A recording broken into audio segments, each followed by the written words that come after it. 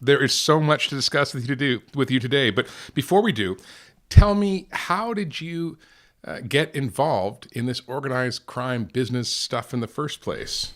Well, it was a slightly circuitous route, Rob, because I was working in Eastern Europe and, as you said, primarily in Southeastern Europe, the former Yugoslavia, in the 1990s. And very quickly, if you were working there, you noticed how organized crime became part of the furniture, as it were. Corruption was ubiquitous, but also criminal actors were ubiquitous. And this was especially pronounced in the former Yugoslavia because, of course, this coincided with the wars there.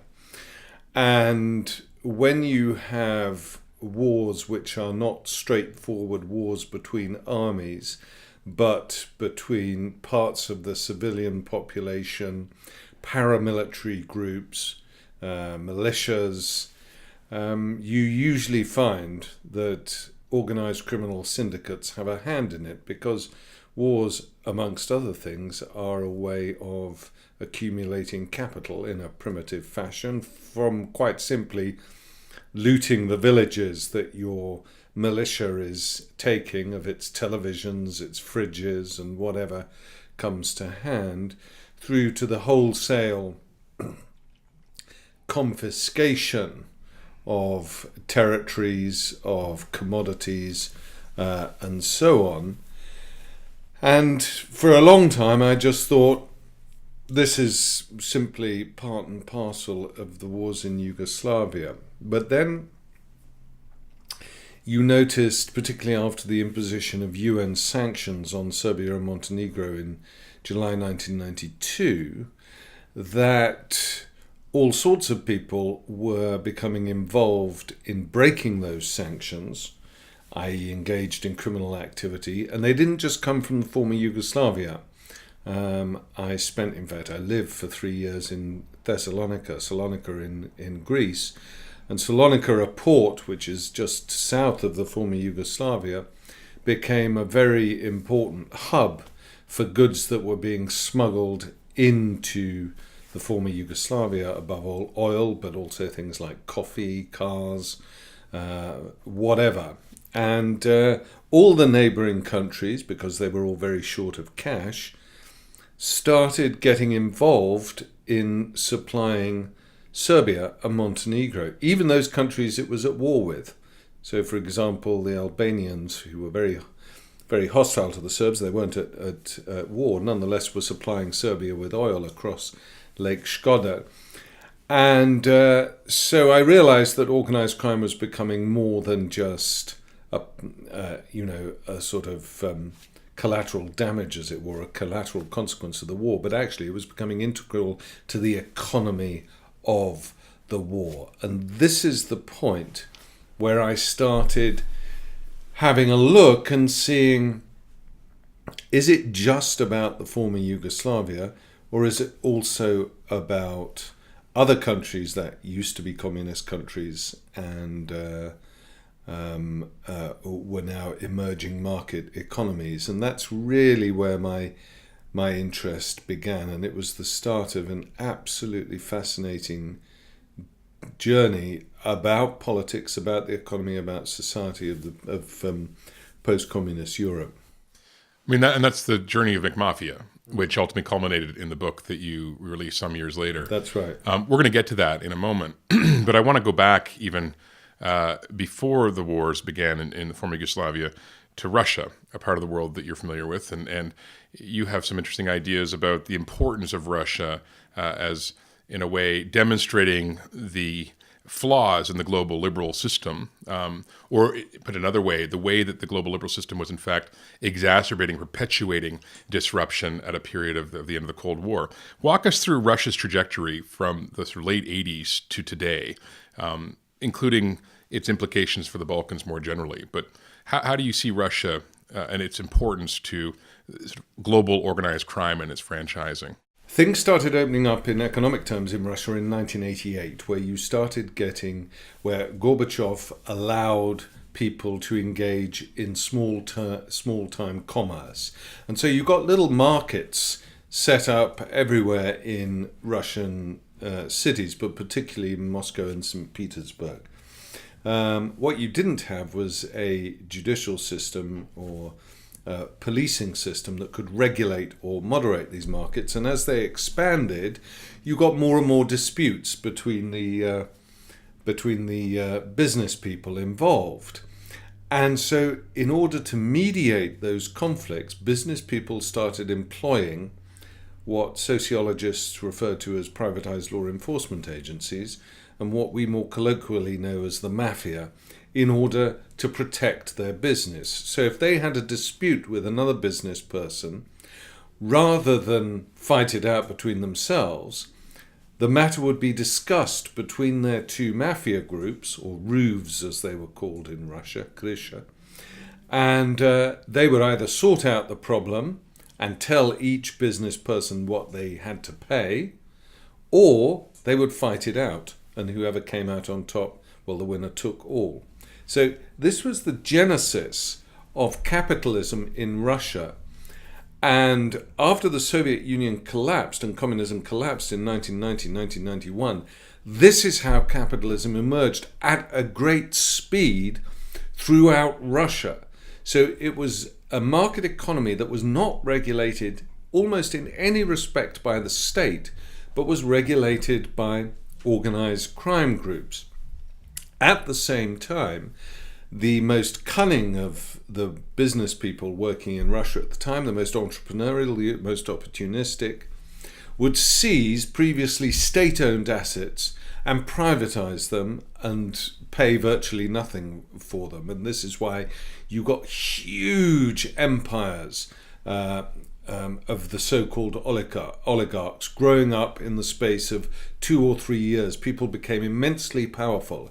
So Russian capitalism had built into it organized crime as the sort of regulator Arbiter, and police officer of the whole system, and B, immense inequality. And there was a lot of money at stake, and so this generated a lot of violence, because if you have organized crime as your primary policeman of a system, their defining characteristic is their ability to wield violence in order to scare off competitors or the real police force, who were really a relatively insignificant force at this period. This was the so-called gangster capitalism. Now, oligarchs being as they were, they understood the vicissitudes of history, and they realized that this situation might not last for a very long time. The West was sitting back, allowing this to happen, and saying, oh, well, this is what happens with the market economy. You have to go through a few teething problems. There was no attempt, despite some very serious calls to do so, to introduce a Marshall Plan to help the former Soviet Union regulate the introduction of a market economy. What the West, however, was prepared to do was to accept the ill-gotten gains that the oligarchs started exporting in vast sums over to the West in order either to buy property in London or the south of France or the south of Spain, or to put into Swiss bank accounts, or to shift through Vienna's very murky banking system at the time, or to buy property on the west coast of the United States, or to set up businesses in Israel or South Africa. So suddenly Russian money was pouring out, money that had been looted from the Russian people and was regulated by organized crime, and the West greedily accepted this money. Now, in the meanwhile, the social consequences in Russia after the first couple of years were very, very severe. The majority of the population became impoverished. Life expectancy fell from about 69 to 58 for males in the space of about 4 years.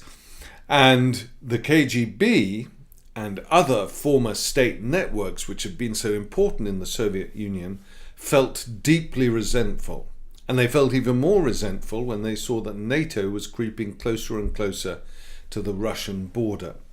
So what happens in the 1990s is the introduction of capitalism in Russia, plus the apparent Western complicity in the introduction of this capitalism, generates a ferocious social and political resentment inside Russia, which finally finds its expression in the personage of Vladimir Putin, who becomes prime minister in 1999 and then in the year 2000 takes over the presidency. And what Putin does is absolutely fascinating. In the 1990s, the oligarchs and organized crime controlled the president, Boris Yeltsin. When Putin comes in, he flips that situation completely, and he subordinates the wealth and the power of the oligarchs and organized crime to the state. So the Russian state is resurgent, and it is controlled by KGB networks. So this means that you still have this market system, much more authoritarian now, still very unequal, although Putin does make sure that there is a little bit of redistribution, and the oligarchs either do his bidding, or they go into exile, or they get killed. But the organized crime networks are well established now, not just in Russia, but in many other parts of the world, where they have found counterparts and other organized crime groups who they can do business with. And taking it a bit further today, what is Russia's primary goal right now with respect to the global liberal order, so-called? Is it seeking to create disruption?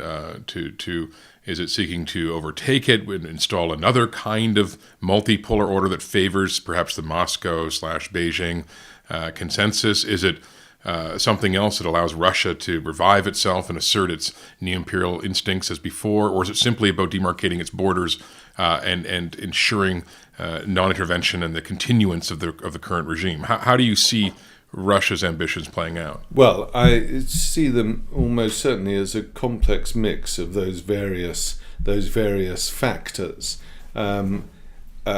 Most important is that desire by Putin and by part of the Russian population to see its reputation restored in the eyes of the West, and for the West to respect it as a strong, powerful, and equal partner on the global stage. Now, on one level, Russia can't do that. Its economy is in very serious trouble long term. One of the things that Putin has failed to do, he's stabilized the country socially to a degree.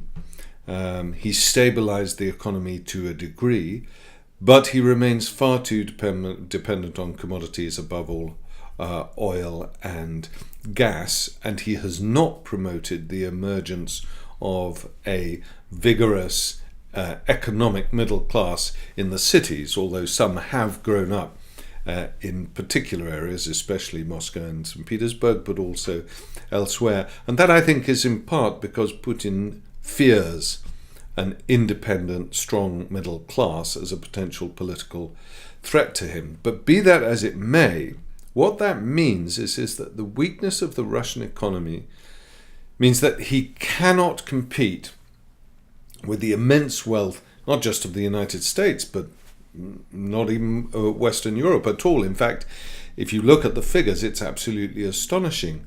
American GDP is 10 times the size of Russian GDP. The Russian GDP is half that of poor, bedraggled post-Brexit Britain, even. And so he can't compete with any of that.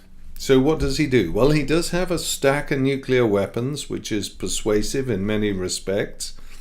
And he has a pretty gifted strategic mind as well. He's very good at playing people off against each other and influencing the world stage in a way that his economy really doesn't justify. So the whole mess that the West has got in over Ukraine and eastern Ukraine, but above all else, you look at Syria, and it's quite astonishing. What a turnaround. Russia is determining overall policy in the Middle East in a way that everyone assumed America would do until, kingdom come, but no more.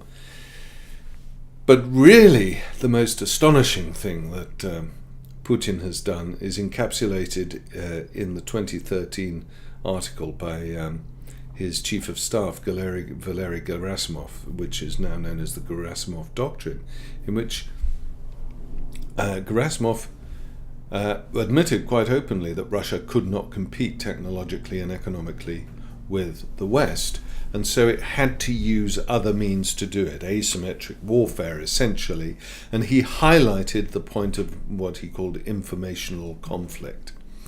And so then when you read the Gerasimov Doctrine, then what Russia has been doing, whether it's the DNC hack via WikiLeaks or whether it's funding parts of the Front National in France, or whether it's purported interference on behalf of the Leave campaign in Brexit, and above all else, the supposed systematic subversion of news with fake news through Facebook and everything on behalf of the Trump campaign.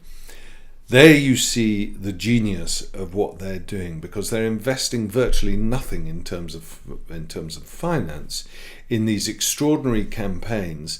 What they're doing is they're identifying the incredible vulnerabilities that have emerged in the West, particularly since the financial crash of 2008, the rise of populism, the alienation of the electorates from political and economic elites, the fear of terror, the fear of immigrants, and so on and so forth. Putin and Russia have stoked all of these with very little investment on their part, and what they have demonstrated is the fragility of our institutions and of the liberal order in general, and it hasn't taken much to do it. I mean, let's pick up on that. The sort of almost scalpel-like interventions by Russia using, as you said, fake book. I think that's what I'll call it from now on.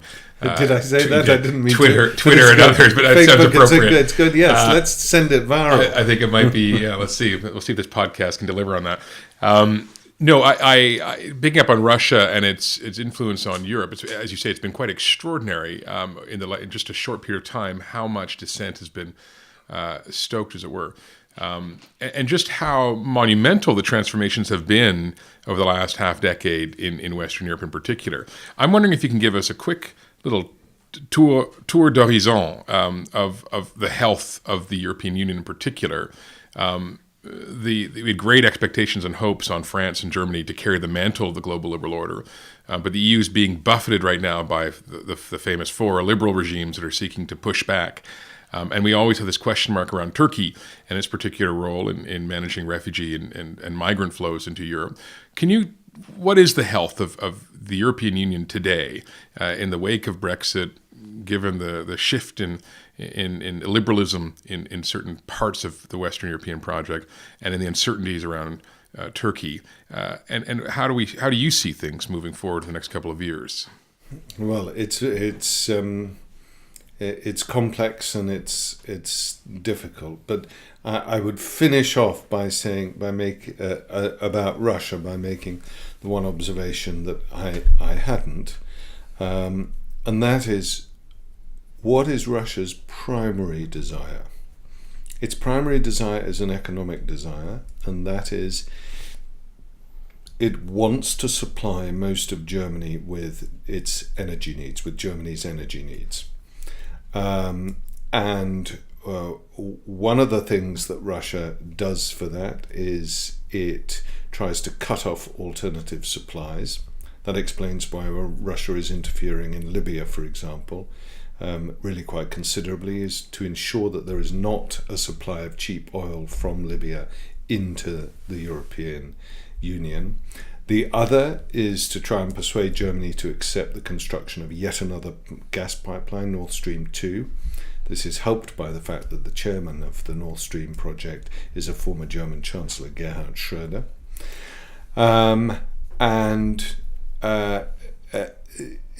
Putin understands that there is a strong constituency amongst German business, as there has always been historically, to use the proximity with Russia as its primary energy source as it continues to expand its manufacturing base, which Germany has done very well.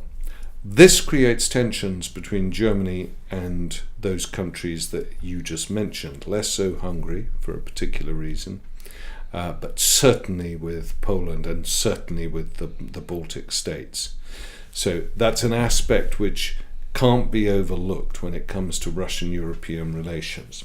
But the more general issue about where Europe is going, obviously Brexit is an absolutely monumental blow to Europe. There's no question about that. It's a much greater blow to Britain than it is the rest of Europe. I mean, a more suicidal collective political action is frankly unimaginable. And as I've started to say in the United Kingdom, Trump is for Christmas, Brexit is for your entire life. So Trump will probably go away at some point. God knows what his legacy will be and how wrecked the place is after he's gone. But he will go. If we go ahead with Brexit, and there's still an opportunity that we won't, or it will be sufficiently mild for us not to notice, then we are damning ourselves for at least 2 decades, I would say probably more. The point is that with Britain inside the European Union, in terms of European stability, you have this eternal balance between France, Germany and Britain, and that makes smaller countries feel more confident because they feel less frightened above all else of Germany. Although, to be fair, that didn't help Greece when it went through its crisis. Now, the reason for that was not to do with Britain, because of the fact that Britain's not part of the euro. But Greece is something that frightens other people in the other smaller countries in the European Union. And then, when you look at Poland, the Czech Republic, Slovakia, and Hungary, you have a different issue. They're caught in a vice. On the one hand, the one half of that vice is an economic force, and that is the immense value that Germany has been to their economies, Germany quite specifically, in the last 20 years. The other are cultural sensibilities born of 50 years of communism, which are very different from the identity politics-led sensibilities of the West. And so Central Europe is caught between these two things, where, for example, it's frankly culturally much more common to hear people use racial epithets or to be anti-gay, anti-LGBT, and so on and so forth. All this sort of thing, and everything has come to a head with the migrant question, because post the Arab Spring we have this huge flood of migrants into Europe, and most of them, well over 1 million, have gone to Germany, and Germany wants to spread the burden of that across all European Union countries. And the Central European countries in particular are saying, we don't want any of these people, they're alien to our culture. There are very few Muslim cultures in Central Europe, and they wish to, the political forces are trying to prevent them from being sent to their countries. So this is a big crisis, and as a consequence we've seen the rise of Orban in Hungary, we've seen the Kaczynski phenomenon in Poland, Miloš Zeman and Andrej Babiš in the Czech Republic are something slightly different, in my opinion, but it's in the same ballpark. So you've got crises there. You've still got the Greek crisis ongoing. You have problems with Italy, also to do with migration, but also to do with political stability and populism. And then you have Macron. So Macron is proving very popular in the outside world, but in France, his position is less secure. But he's covering that well. So you have a very rapidly evolving political dynamic in the European Union, whose outcome is entirely unpredictable. And actually, I think this sums up the Western world very well at the moment. And if we're talking about it, the liberal order is anyone who is giving you a prediction with conviction of what things are going to be looking like in 5 years' time is talking out of their fundament, because there are so many variables in this situation that we can only manage the chaos temporarily. There is certainly no leader strong enough with a sufficient vision and a sufficient authority to start moving us out of this chaos. And the absence of leadership has been a fascinating phenomenon through most of the past 20 to 30 years. I mean, absolutely, I agree with you fundamentally about the impossibility of rendering any kind of prediction as to where we're going. But I have two questions for you. The first is, and it's a question that's come up in a number of our speakers in the past, whether the Western liberal order, such as it is, with its open markets, its emphasis on multilateral institutions, its common security pacts, and a set of principles and values associated with it, can persist independently of its chief architect and enabler, United States, and the Western powers in Europe. Whether other powers, say China or others, will see it in their interests to persist with elements of this order, as it were, bent perhaps more to their own interests domestically. Or are we looking at something fundamentally different emerging in the next couple of years? And I suppose I'm curious, first of all, about your reactions to whether the trappings of the liberal order can persist or ought to persist or will persist independent of its core founders, as it were, and architects. Has the world moved on? And if not, what kind of world are we moving towards in your view? Well, that's an easy question. I think it's very interesting if you have a look at Theresa May's visit to China about 10 days ago.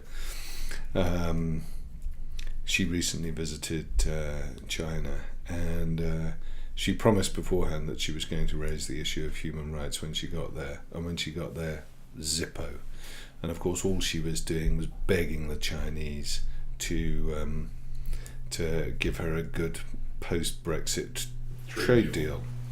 And so, I mean, Brexit Britain is a really, really good case of demonstrating how if you become seduced by a populist sentiment and then actually act upon that, you are suddenly very much at the mercy of greater forces who are not interested in your values, whatever they may be. And so Britain is now sort of sucking up to really some of the sucking up to Trump extraordinarily, but above all else, of course, sucking up to Saudi, to the Gulf states, to Turkey, interestingly enough. And the reason why it's sucking up to Turkey is arms sales. That really what Britain's post-war strategy looks like is to sell as many arms to as many countries as possible, because they're frankly not interested in anything else that we've got to offer. So you can see how the influence of Western values becomes diminished in the absence of solidarity of Western countries, in this case in European countries. Western Europe has got to carry on trading with the United States. Obviously, there are a lot of very deep established relations and so on and so forth. But Trump will humiliate the weak, as he has been regularly doing with Theresa May. He is more wary about humiliating the strong, so he has to be careful in his relationship with China. And ultimately, the most important relationship in the next 20 years is going to be the Chinese-American relationship. But in terms of Western values and Western influence, at the moment, the flag bearer of that is Germany, and to an extent France, both of them with fairly sizable skeletons in their cupboards. Certainly France, if you look at what they get up to in West Africa and that sort of places. I mean, they're still they have a neo-colonialist mindset and everything. So one always has to talk about Western values with a pinch of salt, because we all do such ghastly things, such terrible things. We have to be careful. But there are principles of democracy, rule of law, institutional divisions, and so on and so forth, which pertain in varying degrees to the West. And unless we work together on this, then China, Russia, Turkey, and various other countries will seek to take advantage of this. And of course, when you look at China's extraordinary march, I mean, it's gobsmacking. They own Piraeus, the port in Greece. They own Freeport in the Bahamas. They own half of Sri Lanka, as far as I can see. A $900 billion One Belt, One Road initiative. And there's One Belt, One Road, which is just astonishing, which is having an impact on Pakistan, for example, that the Americans can only dream of. And this is turning into real influence, real power, and a kind of self-confident neo-imperialist strategy, the like of which we haven't seen really in 50 years or so. It's quite incredible. And what's happening in the United States and Europe at the moment suggests that China's onto a winner. You hinted at it before when talking about some of the asymmetric strategies of Russia, especially harnessing cyber as a way of disrupting its foes. I want you to step back a little bit and just give us a panorama right now of kind of the global strategies, such as they are, to deal with the threats of cyber crime. And how do you see norms and institutions evolving globally? How do you see collaboration and work to address cybercrime happening at the subnational and even non-state level with large companies? And do you think we've even remotely got a handle on things as an international community, in inverted commas? Well, we haven't remotely got a handle on things, but things are not quite as bad as they were, and that's largely because there has been a certain rapprochement between the United States and China on this issue. So Xi Jinping and Obama came up with a set of guidelines of essentially non-strike guidelines that they would stay off of each other. There's a fundamental problem of cyber, and that is it is not a system of deterrence. It's a proactive weapon system, i.e., in order for your cyber defense to be effective, you have to fully know and understand the capacity of your potential opponent. And in order to fully know and understand the potential capacity of your opponent, you have to penetrate the bloody system. So everyone has probes inside everyone else's system. Some of them have sleeper viruses here, there, and everywhere. There are all sorts of things that are going on. But aggressive and fairly obvious espionage attacks between China and the United States have been reduced dramatically over the past 2 to 3 years. China also now has a growing problem of domestic cybercrime.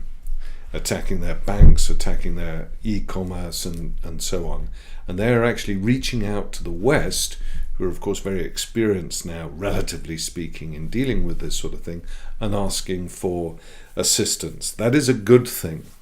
Russia remains resistant to all attempts by Western Europe and the United States to come to some sort of informal agreement, and it is trying to push its own system of international treaties, which will essentially allow the Russian intelligence agencies free hand inside Russia. So we have a very complicated situation, and unfortunately, until you have an international rules of the road about cyber, then it is going to be very difficult to eliminate the possibility of a black swan event in cyber. We know that critical national infrastructure is vulnerable. We have examples of it around the world now. And we know that there are some state actors who punch way above their weight, like, for example, Israel, but you could also argue to an extent that Iran does as well. And we also know that although the United States remains technologically way ahead of its opponents, that in cyber, that advantage is reduced. With a relatively limited capacity, you can still cause a lot of damage. And that then introduces the possibility of non-state actors becoming involved. And one of the problems that we've had over the past 15 years is we're never entirely sure what is the relationship between non-state actors and state actors when it comes to launching attacks and when it comes to targeting. Who is it? Why? Motivation? And so on. It's a very, very confused picture out there. And cybersecurity is increasingly absorbing a huge amount of money, both for commercial purposes and also for state purposes. But so it's the Wild West right now, and where it has been for a while, but where is the action when it comes to trying to create norms or standards or rules of the road, as you put it? It's partly in the UN, but I don't think that's getting anywhere at all. So it's done pragmatically. It's done essentially as bilateral deals, like the one that you saw between Obama and Xi Jinping. And a lot of people are signing up to to Budapest, which basically there's a convention on cybercrime and cybersecurity, which is seen as good a document as any. But each country adopts a different position about how it deals with cybersecurity. In some, the intelligence agencies are much more involved. In others, the police develop special departments. In Brazil, for example, the military is meant to play the lead role in cybersecurity, which is a deeply inappropriate institution for so doing. Then you're seeing other things like Europol in the European Union, for example, developing a very powerful cyber capacity, but often dealing with things like illegal narcotics markets and stuff like that, rather than the more overtly political stuff. So there's no coherence to the responses. It's pragmatic. And certainly if you're in the private sector, for example, basically it's up to you. And up to you does not necessarily mean spending huge sums of money on the high-end digital solution.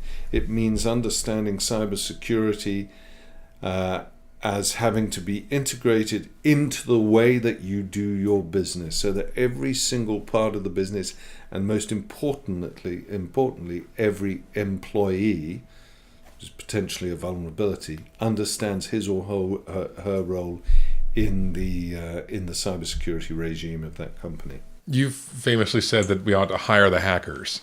What do you mean by that? Well, quite simply, there's a dearth of cybersecurity engineers, and some of the most gifted are those who've been involved in cyber criminal activity at some point or another.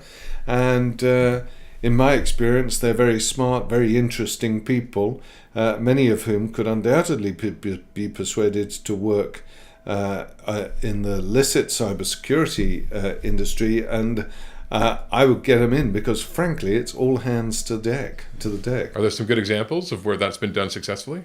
There are some good examples. There's one very good example of somebody I know in Brazil who's now a very senior cybersecurity engineer who was a cyber criminal who told me all his stuff for Mafia about what he'd done. And he managed to get through. He had to hide his past. There are some companies in the United States and Canada which hire hackers now who have convictions as well. The SAP in Germany broke a taboo by actively advertising for people who suffer from autism or Asperger's syndrome, i.e. people on the spectrum, to work for them, not because it was corporate social responsibility, but because they happen to be bloody good cybersecurity engineers. There's a company in California which only employs people who are on the spectrum. It's a cybersecurity company. And I know a number of hackers who are now cybersecurity engineers and whose indiscretions were as much youthful as anything else. But in the United States in particular, there is a very, very punitive response to people who've been involved in any type of hacking activity, however old they were at the time. And the American response is that usual knee-jerk reaction of the criminal justice system in the US, which is to put them in jail for 50 years and throw away the key.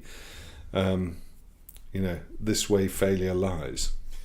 You've also recently written about your concern in the ways that this cybercrime generation of sort of young, digitally savvy, digitally literate people who are involved in defrauding or illicit card sliding or other forms of sort of illicit online activity have in a way started to merge with the more traditional forms of mafia that you studied in Mafia. I think you described them previously as being somehow separate, operating in two different kinds of worlds, even in some ways only grudgingly acknowledging the other. But now they've kind of come together in some places. Describe to me this phenomena and why it really matters. Well, they are very different worlds. Back to the beginning of the conversation, traditional organized crime, its defining characteristic is its ability to use violence or to threaten credible violence. That's it. In cybercrime, you don't need to do that. I mean, in one sense, cybercrime is revolutionary because it's a major form of crime, and it doesn't need violence. So on the one hand, one ought to celebrate that because nobody's going to get their legs broken or their head bashed in. On the other hand, the damage that cybercrime conflict is absolutely is phenomenal. And so, but what that means, the absence of violence in cybercrime, is it attracted an entirely different cohort of people. Because the people attracted to traditional organized crime have to have muscles and have to have no qualms about putting a bullet through someone else's head. Cyber criminals are very different. They're usually younger, they're often socially disengaged from the real world, they're often very good at maths. Some of them are very gifted fraudsters, social engineers, just sort of, enthusiastic people. Some of them are great organizers because the more professionalized cybercrime requires everyone doing a different job, whether it's hacking, whether it's malware, whether it's code writing, the writing of malware, whether it's money laundering, blah, blah, blah. So they've become very, very organized, these operations. And but essentially what's happened, so those two types of crime existed in parallel. And one of the reasons is that the bosses of traditional organized crime, they were like me. They were old and tired and sick and stupid, and they didn't know how to use a computer. I have to say I know how to use a computer a little better than they do. And so they weren't interested. They just thought, this is crazy sort of, futuristic stuff. It's not the sort of life that they knew. But the bosses of organized crime growing up now are, they're digitally literate, they're au fait with social media, and they quite understand how an inventive and effective use of cyber can really improve your business prospects. So we're seeing what I now refer to as the digitalization of organized crime. That is this steady fusion of these two types of crime, in order to enhance each other. So you'll see cases like the famous one in Antwerp, whereby a traditional organized crime group, a drugs group, coerced a couple of hackers into getting into the systems, the network systems of the port at Antwerp, and they were able to manipulate the 9-digit pins which seagoing containers each allotted, and this way they could customs clear containers coming in from South America full of cocaine and get them through the port of Antwerp without the customs looking at them. And so that's just a very good example of how the two things are fusing. We've seen similar kinds of cases with timber extraction in northern Brazil as well, with hackers who essentially cracked the certification system for lumber. Right. Yeah. One final question, and it's about solutions. And you've alluded to a few of them in the course of this conversation, but how are governments and sort of non-state actors or private groups and citizens within the countries of the global liberal order responding and reacting to some of this evolution of organized crime? We've seen this extraordinary wave of investigative journalism in the last couple of years, which has revealed a whole range and layers of corruption and criminality within the West and non-Western countries, which has to be a good thing. We've seen Interpol and the European Union and others stepping up to do more joint operations. But what's your sense? Does the West stand a chance in addressing these organized crime challenges as they evolve and accelerate, or is it going to be permanent catch-up mode? Well, on the one hand, it is going to be permanent catch-up mode.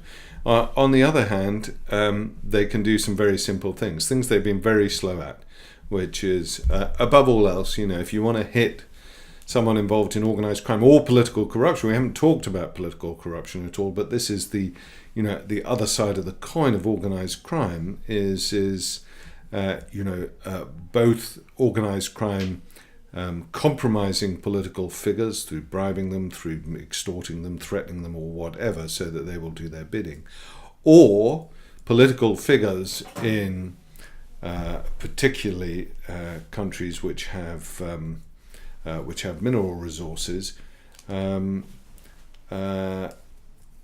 engaging in corrupt relationships with big Western companies. Let's not get the West off the hook on this. Our values are utterly vile in certain respects. We have a number of cases of major banks helping the Mexican cartels to launder money. Just recently, we have had exposed Shell and Eni, the Italian state oil company, involved in a $1.1 billion bribe of the governor of a Nigerian state. And then we have the rape of resources in the Eastern Congo, in which Western companies have a role to play. So these are big crimes, and we could do a lot more to stop them. The most important thing that we could do very, very easily is to get rid of this system of anonymous companies enabling people to mask the beneficial ownership of a company. This happens all over the place. It happens in Canada. It happens in the United Kingdom on a big scale, happens in the United States, happens in Switzerland. And we can do this, and all governments have been dragging their feet. In fact, under Trump, unfortunately, it looks like we're going to roll back on some key aspects of the Dodd-Frank legislation. And this is something where, ordinary citizens, civil society can really get involved. And that's why I'm particularly pleased with the reaction that we've had in the United Kingdom to the TV series of McMafia, because the difference between me writing a book about these things 10 years ago and for it to be turned into a TV drama is it reaches millions of people. And in the UK, we've seen people saying, "What? You mean all those properties are owned by people who we don't know who they are? How can that be the case?" Over 10,000 properties in Westminster, for example, are owned by unknown characters who have companies in the Caymans and the British Virgin Islands and so on. Literally half of Baker Street in central London, including the fictional 221B Baker Street, home to Sherlock Holmes, are owned by anonymous companies whose beneficial owners are unknown to us. So we have a government that is bleating on permanently about taking back control from the European Union, and yet will not pass legislation to force British Crown-dependent territories to reveal who the owners of half of Baker Street and 10,000 properties in Westminster, 6,000 in Kensington, 2,000 in Camden, and on it goes. So there's a lot we can do, and we see through some law enforcement agencies, particularly the Department of Justice. Europol works hard on this as well. Some criminal justice systems, like the one in Brazil, which is trying to uncover, and this is slightly controversial, but they have uncovered the largest corruption scandal in history with the car wash scandal. And then you have courageous journalists, you have the Panama Papers, the Paradise Papers, you have organizations like Global Witness, like Transparency International, which are exposing what is going on. So we have the information, we can do something about it, and civil society and individuals can pressurize their elected representatives to really force through this, so we know who the bad guys are and what they're doing with their money. Well, as Sherlock said, the game is afoot, and Misha is on it. So, Misha, thanks so much for joining us for this podcast, and obviously looking forward to reconnecting and seeing your next production in the coming years. Take care. Thank you.